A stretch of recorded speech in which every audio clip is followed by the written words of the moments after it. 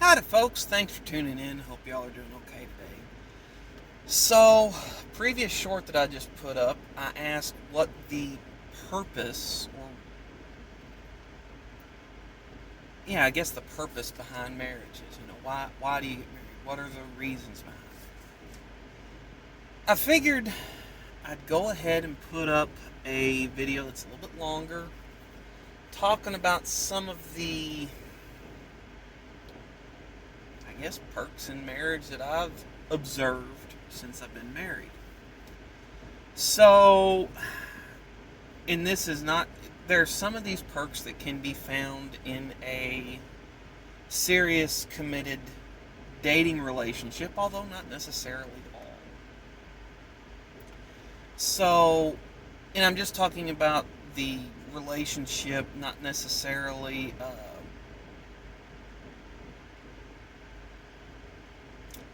any financial side of it. Like, okay, tax breaks, yes, that's a thing. That didn't factor at all into why I married my wife. So some of the perks of it. So, and this happens when you're in a committed long-term relationship, but to a different degree. So, as an example, okay, when my ex and I split, it was pretty easy to separate. We weren't married, we were just engaged, and things kind of fell apart rapidly. Well, the only real entanglements were getting her stuff out of my place and getting her off of my phone plan, so it wasn't a big deal either way to get all that done. I just couch surfed with a few friends. She got all of her crap out. Life was kind of good. Um, with marriage, and I get that this is kind of a double-edged sword. The escape clause is much more difficult. You either have to agree to a uncontested divorce with your soon-to-be ex, where both of you agree, they get this, I get that, and we're not going to fight or bicker over it. And that's kind of, it's very easy to do if you can both agree to that.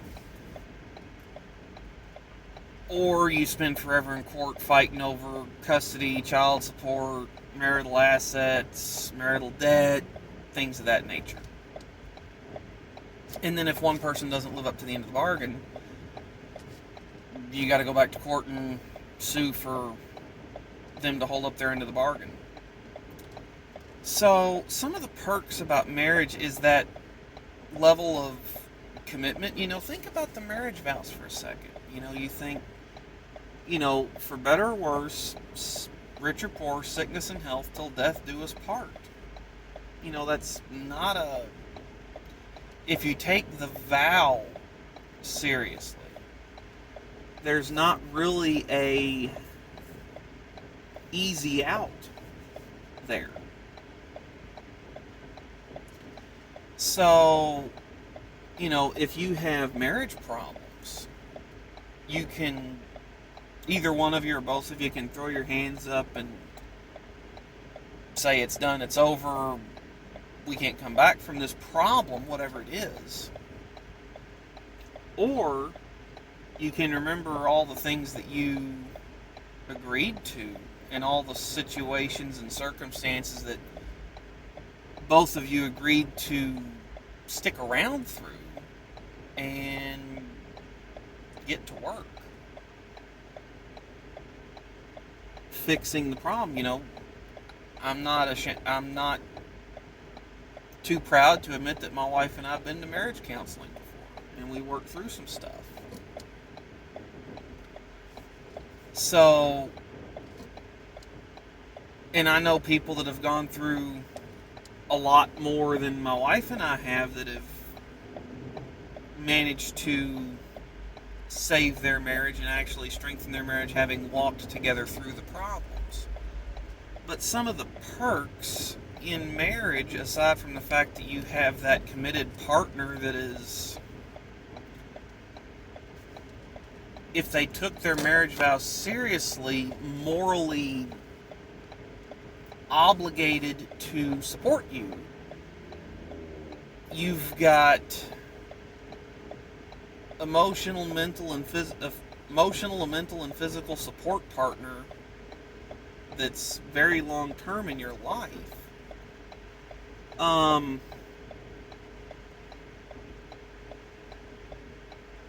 That, and I'm not saying this to sound cynical, but they're kind of, y'all are kind of stuck with each other. If my wife has a bad day, she can come in, she can vent to me, she can cry on my shoulder, she can whatever she wants to do, and I'm there for her even if I don't have an answer. I'm just, I'm on your side. I got you. What do we need to do to make this better? What can I do to help make this better? That's kind of my mentality when she comes in after a day like that.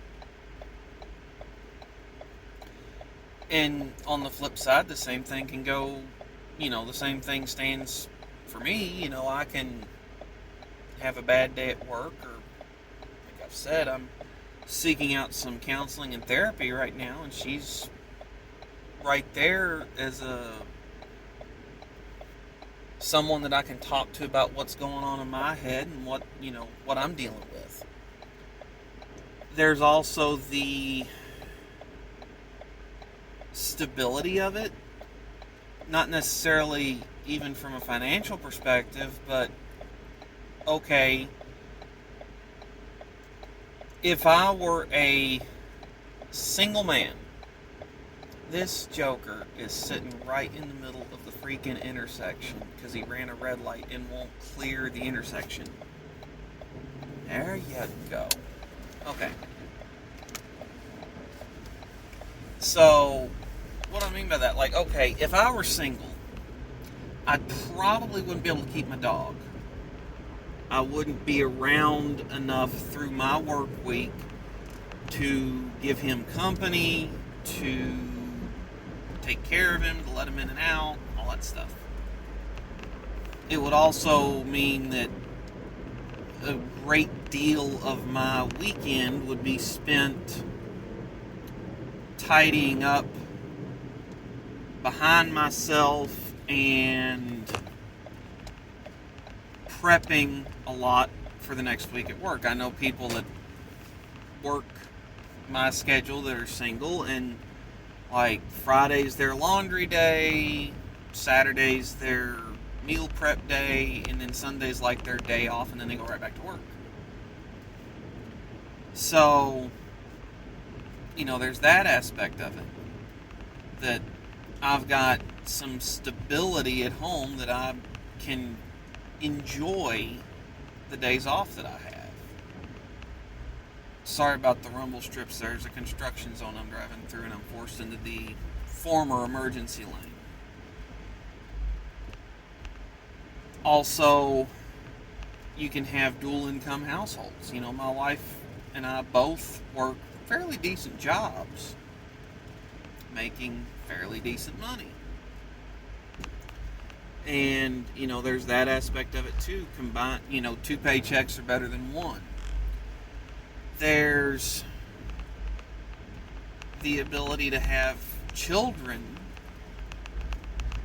in a marriage, which it is the most difficult, most challenging, and most rewarding thing you'll ever do, being a parent. I have sold cars, I've built trucks, I've sold them, I've done many lines of work over the years. The most challenging thing I've ever done has been to raise kids, and it's the most rewarding thing to, over time, watch them turn into